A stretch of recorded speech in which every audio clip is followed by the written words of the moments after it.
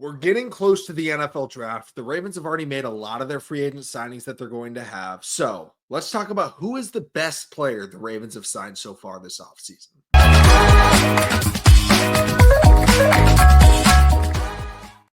What's going on, everybody? Welcome back to TTB Ravens Media, bringing Ravens content every single day until the NFL draft starts. I apologize for the late video. I live on the West Coast. I just got home, but I am posting the video. So if you're watching this tomorrow, you're watching this on Friday, happy Friday. If you're watching it on Thursday, I appreciate you watching late at night.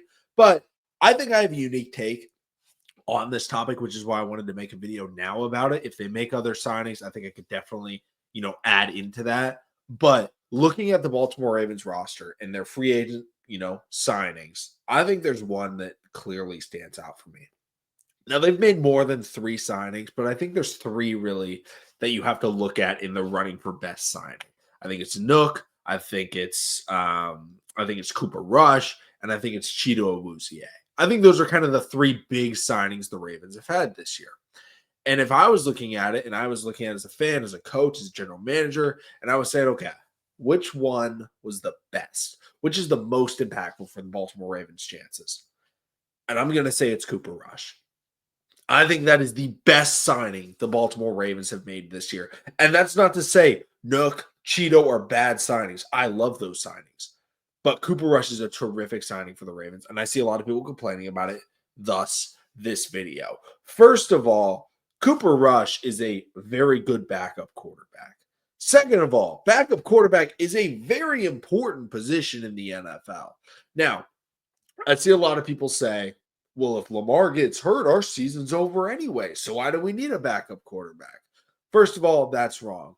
If Lamar gets hurt and misses the rest of the season, yeah, the Ravens season is over. Knock on wood, right? But when you look at it from the perspective of, hey, Lamar Jackson has cramps and he can't play this week. He's got back spasms, or he's got cramps. He can't play the next 2 drives. I don't know if there's a single backup quarterback I'd take in the NFL over Cooper Rush at this point in 2025. I think when I look at the backup quarterback situations in the NFL, it's either really just, guys on rookie contracts that are yet to get their big break, or it's going to be, really old veterans like we've had in the past, right? Like a Josh Johnson, like a Tyrod Taylor that, are just career backups. Nothing wrong with either of those options. But Cooper Rush is in a weird spot where he's in like the prime of his career, but he's also a career backup. So it's not like he's one of those career backups that's 40, that's 37. Cooper Rush right now is 31 years old. He's been in the NFL since 2017. He's started 14 games in the last since 2021. So in the last 4 seasons. You know what his record is in those 14 games?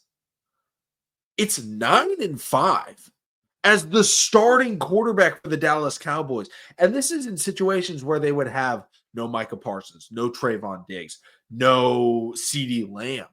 And he was going out there and he was getting wins.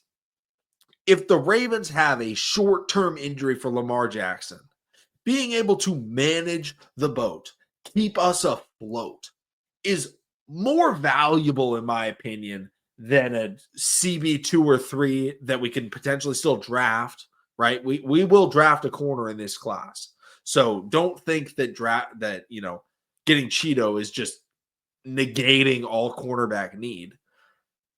Nook is a wide receiver 3 at this point. We could still go wide receiver in the first round of the draft.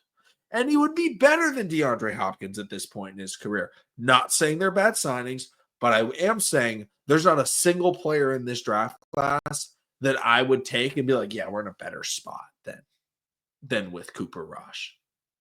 Even if we took quarterback at 27, I don't think Jalen Milroe is a better option this year than Cooper Rush as a backup quarterback. Now, if you're starting a franchise, you're obviously taking Jalen Milroe because development, building a new system. But Cooper Rush has the exact type of model that the Baltimore Ravens need. You look at his season last year. He went 4-4, in 8 starts, 1,800 yards, 12 touchdowns, 5 interceptions. He was averaging, let's see here. He was averaging 6 yards per attempt, 9.9 yards per completion, and about 150 yards per game, the highest of his career so far to date. That's pretty good for a backup quarterback in a system that's trying to run the football. He took 13 sacks from a really rough offensive line. But again, a 4-4 backup quarterback is a terrific backup quarterback as I get my camera to refocus on myself, unfortunately. Let's see if this comes back. Oh, there we go. 4-4 quarterback. Think about when we had Lamar Jackson go down with injury in previous years. Tyler Huntley steps in. What does Tyler Huntley do? Tyler Huntley as a starting quarterback for the Ravens was like 1-9. He was horrific. I despised watching Tyler Huntley play because I knew that we had no chance. He started a playoff game for us, right? I thought that Anthony Brown had a better chance winning a game for the Ravens. He started week 18 before the playoff game against the Cincinnati Bengals, and I thought he played a lot better than Tyler Huntley did. But we needed a change at backup quarterback, and for the money, it's upwards of a $6 million contract, but in reality, most of that is in non-guaranteed money. So it's situations where, hey, if you start, I don't know exactly what the incentives are, but it's like start enough games, win enough games as starting quarterback. The goal is he never plays. But if he does have to play, he's probably the best in the NFL at that position at this point in time. I think that provides a lot more value than a wide receiver 3, which you can get in the draft. You can get a lot of other wide receiver 3s in free agency. You can get a lot of other cornerback 2s in free agencies. Did we get good ones? Yes. But we got the best backup quarterback in the NFL. And over the last 4 years, that's been a position the Ravens have actually been looking for. And even if you say, okay, let's take out the games where Lamar Jackson got hurt and Tyler Huntley had to play the rest of the year. What about the playoff game when Lamar Jackson was concussed and Tyler Huntley had to finish the game? Do you guys remember that? In Buffalo? In 2020, I believe it was. Maybe it was 2021. We played the Buffalo Bills after beating the Titans. Lamar Jackson, the snap goes behind him. He runs around, picks it up, tries to throw it, hits his head in the third quarter, doesn't return. Tyler Huntley comes into the game, doesn't do anything. Not saying Cooper Rush wins that game, but he gives us a better chance, right? Say we're playing the Steelers. Lamar Jackson can't return. Minor injury. Having a quarterback that you can actually rely on to make those throws, to run that offense, to hand the ball off to Derrick Henry well, invaluable in today's NFL. And with discussions of an 18-game season, I think it's even more impactful because there will be more resting, right? Cooper Rush is a good vet on a really good contract at a spot I think the Ravens needed much more desperately than maybe a lot of other positions on their roster.